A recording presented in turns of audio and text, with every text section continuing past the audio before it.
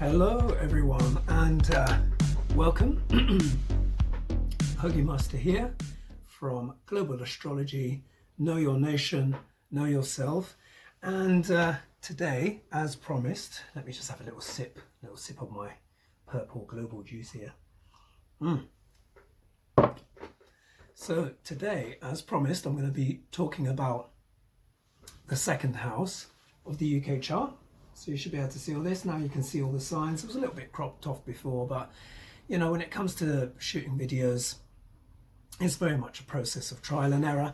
And sometimes that's just how it is. Anyway, so let's just get started. So last week I was talking about the first house of the UK chart and its significance, and also the significance of planet Uranus in terms of Brexit, etc., and Ketu, and how that makes the British personality quite uptight. It's quite funny actually. Ketu, Germany also has Ketu in the first house, and they're also known for being a little bit uptight as well.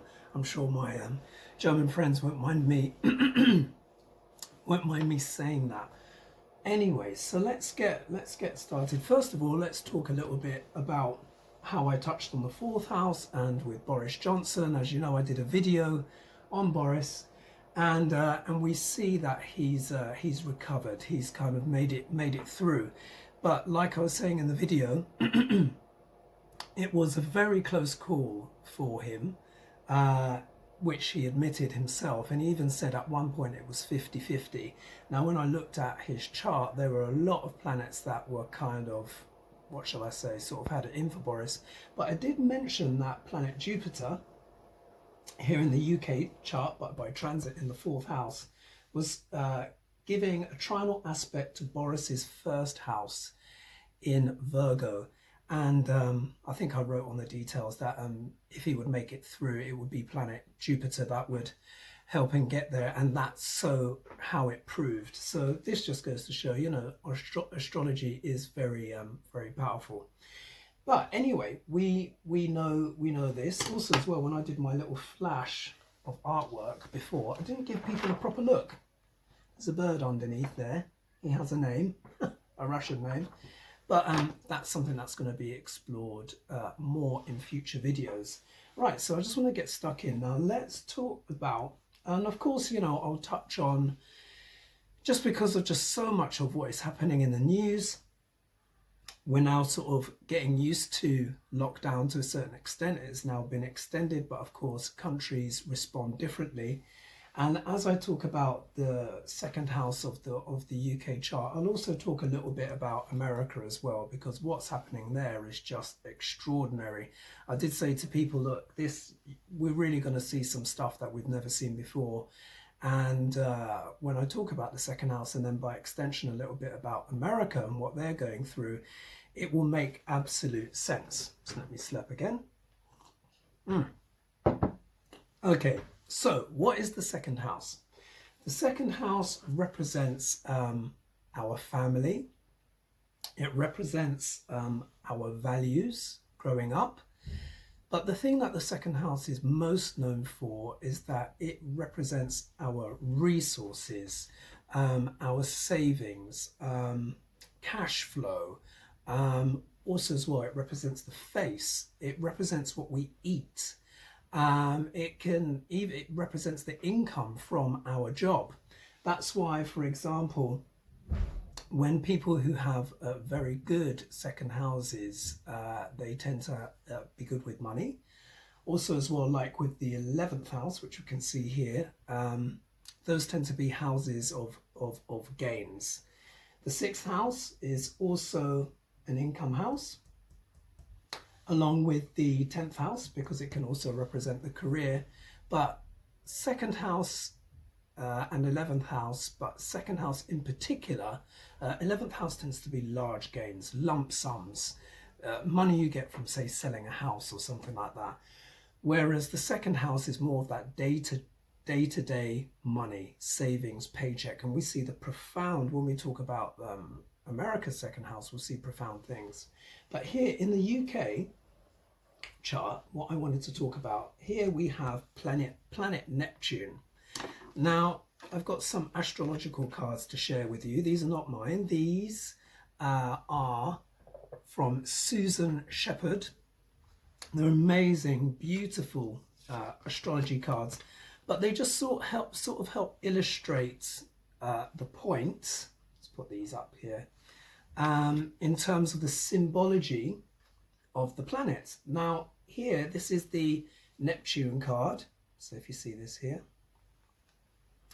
Now, here, Susan has basically equated Neptune with sacrifice, and that's very true in the sense of that Neptune is it's like a planet of unity, of dissolving. It's very spiritual, it's very musical, it's very otherworldly. It's the higher octave of Venus. But of course I deal with Vedic astrology here, so there's extra symbolism. So that's Indian astrology, and it's to do with the sidereal placements of the planets and where they actually are in the sky. So it's almost like astrology combined with a bit of NASA placements. And there's another aspect to Neptune, quite a dark side to Neptune actually, because Neptune is very closely connected with the coronavirus. What I've found when I've looked in nations charts, I've called it the Gemini disease before, so it has this connection with planet Mercury and the dignity of planet Mercury. But if planet Mercury gets very close to Neptune, it causes problems. And I've seen this in the charts of nations that are very close, and you will see that there is a connection there between that nation and planet Mercury. So for example, if I show you here Spain's charts, Spain's national chart. Now we know Spain has had a lot of difficulty at the moment, but if we look here, this is the glyph of Neptune. If we look here, we see Neptune and Mercury are together in the same house, in the fourth house, which represents the homeland. So we can see that direct connection, and of course Spain has had an awful time with it. We now see America is also going through its thing as well, dealing with the coronavirus, and they've now taken over the whole world. Actually, they've got the biggest number, and like I've said before in other videos, in the USA chart, Mercury, planet Mercury, is the landlord of the whole chart, and it sits in the 8th house. And there's also an relationship there with with Neptune as well. But with all this spirituality and stuff that Neptune represents, not only is it connected with disease, but it's also connected with liquids, gases. It's also connected with fog, mystery. It's got that spiritualism, but there's this very, very secretive element to Neptune as well. But Neptune also, because it's the god of one of the gods of the sea in antiquity, Neptune deals with liquids, but it also deals with things like drugs and alcohol in particular. Now this is very relevant for the UK chart because the 2nd house also represents the mouth and the teeth and the face and what we put in, what we say, what we consume. So if you imagine, if you've got planet Neptune, which I call, not to be too disrespectful, but I call him a bit of the drug pusher of the zodiac, is it any wonder then that the Brits really like a drink? Now this is not judgment, because many of us like a drink. We like to, alcohol is very social. We go to bars, to pubs, to clubs. It becomes part of our celebrations, doesn't it? Whenever we want to celebrate something significant, what do? We pop some champagne, or we have some Prosecco. But for some people, that just goes too far, and they actually start going into the more negative side of Neptune, or in a sense are trying to find a sense of unity via drink and drugs. And this is very common, as we know, with the people in the UK being internally revolutionary but also basically quite uptight. what that does is it puts a constrict on the emotions. And what happens when you bottle emotions up? They get stronger, don't they? Yeah, they get harder to deal with. And because in the UK's fourth house, the heart, the fourth house represents the heart and the emotions. Although the sun is there and we're seeing revolution here, we really are seeing the heart open up. But the Lord of that house is still Saturn, and Saturn is a restrictive planet, because you've got to understand that this is also lockdown as well. So we're literally, having lockdown at home, we're being confined inside. But that naturally also restricts the emotions quite a lot in the British. So what do? A lot of people drink in order to release those uptight feelings. Yeah, those uptight feelings, because these are angles 1, 2, 3, 4. So you see 1 and 4 in angles to each other, and there's some, that means they also have a relationship. But sometimes to release that tension, because squares do cause tension, what do people do? They have a little bit of a slurp, and they kind of resort to alcohol or drugs. Now, of course, not everyone does that, but a lot of people do. And currently in my book, which is called, about the UK astrologically, fourth house issues, why the UK struggled with love until coronavirus, and I've had to add that because it's been such a change.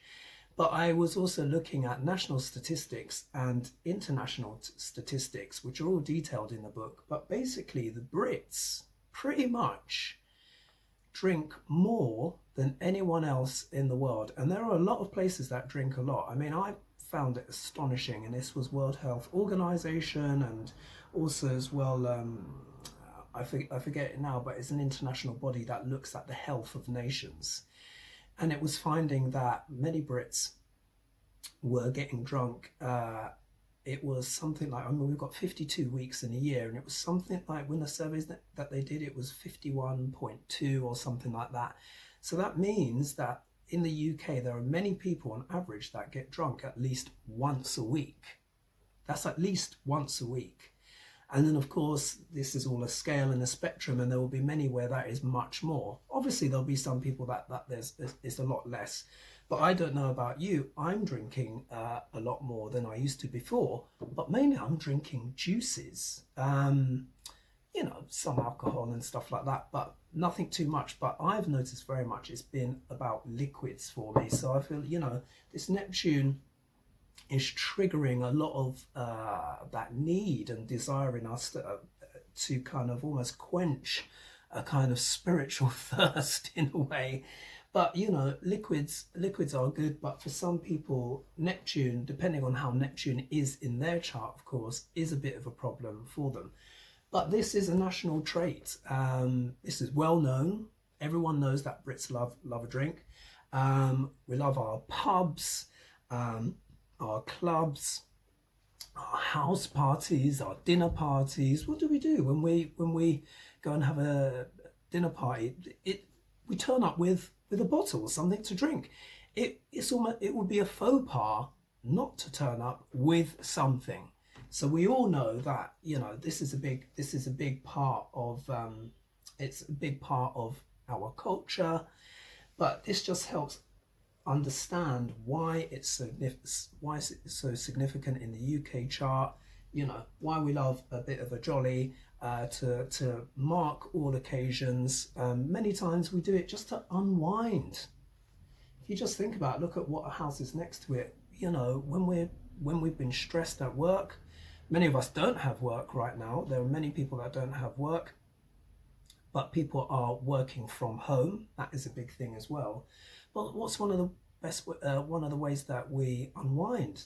People pour themselves like a nice chilled beer, a nice glass of wine, or a gin and tonic. The weather's hot outside, but if you've got a garden and you've been working from home for a few hours, and say like you've done half day and the sun's blazing, what are you going to do? You're going to go and make yourself a nice drink, aren't you? So this is something that is part of a national trait. but it also represents a bit of a vulnerability, a bit of a weakness that we have in the UK to kind of rely on drink as a crutch, as a means of a support system, because the second house is resources, the things that we turn to when times are tough, or just things that we use every day, things that are part of our everyday life. And there can be that danger where alcohol can become part of our everyday life, and the statistics do seem to bear that out. So it's not about being, you know, too pure and chaste about it, but it's just recognizing that there is a tendency for us Brits to kind of fall into habits that maybe aren't necessarily very healthy for us. This also includes drugs and narcotics, and again, particularly with London, I mean, I don't know what the stats are like now post-lockdown, but certainly pre-lockdown, London has one of the highest cocaine uses in the whole world. Is absolutely extraordinary, to the extent, and I've mentioned this in my book, that cocaine comes through the urine, and of course we pee it out, but when we have storms and stuff, that washes out into the Thames. And there's been scientific research to show that it's affecting the eels in the Thames are feeling a bit squiffed because there is so much cocaine and stuff in the water, the liquids, Neptune, narcotics, that is basically affecting their movement. Now that might sound absolutely extraordinary, but in fact there were many news stories in the papers about this last year, and also the year before, and I actually researched those papers and actually had a look. So it's a bona fide thing, it's in the book, but that just goes to demonstrate the power that has. Part of the aspect that actually makes that a little bit more kind of malefic, or shall we say a little bit more challenging for Brits, is that we have Mars in Taurus, in the 8th house of taboos, and Taurus is a very sensual sign. It belongs to Venus, but again, Taurus also represents the face and the mouth, what we eat, what we consume, and that Mars is making a direct aspect to that Neptune in the 2nd house. So it's almost reinforcing some of the negatives there, or at least giving it energy. So we almost, in the UK, have a near almost insatiable desire for booze at times. I notice this particularly when we're abroad, which is the 7th house, when we're on our holidays. Wow, Brits really let rip, and everyone knows this. It's common knowledge. It's common fact. Again, this isn't about shame, but this is about explanation. This is about energy, describing why things are as they are in national charts. And this is why I do this global astrology. So, you know, knowing your nation, you know yourself. Anyone who's a Brit who's watching this, or anyone that knows Brits closely, we all know that we love a drink, and it's part of the national trait. So I just wanted to share that with everyone. In terms of the United States, now that grand stellium that I was telling you about, this is the Spanish map here, and this is the overlay, because the grand stellium is happening in Capricorn. Now in America, that's actually happening in their 2nd house. So if you would imagine, silly me, I would have thought I had the map to hand, silly. If you would imagine all of this if you imagine this is the United States, all of that action, all of that build up, that superstellium happening in the 2nd house, that's extraordinary. So we've got Pluto in there, which was natally in that position, but we have transiting Saturn, Mars, and Jupiter, which is debilitated, affecting the finances, all happening in the 2nd house of the USA chart. So that's affecting them tremendously. I mean, if we think in terms of just what's happening with their finances, you know, I think it's almost 20 million people now in the USA are unemployed. Extraordinary, absolutely extraordinary. They're also having their lockdown. But this is really affecting them. It's affecting their values, how they treat each other. Lots of stuff is coming out of the woodwork now with America in regards to this. So I think I need to wrap it up there. This again is the second house, taking it back to the UK, why we like a drink so much. But I hope that also explains how the second house is important in our values, what we consume, what we eat, what we say. And when we have these transits or stelliums going through a particular house, they can have a huge effect on us, like we see in the United States. So thanks so much for listening in. Again, if anyone would like a consultation with me, please go to my website. I do astrology readings, I do on romance, nodes of the moon, destiny, where you're going, finance. So I hope you've enjoyed this video, and of course please click like and subscribe, and I hope you've enjoyed this. Thanks so much.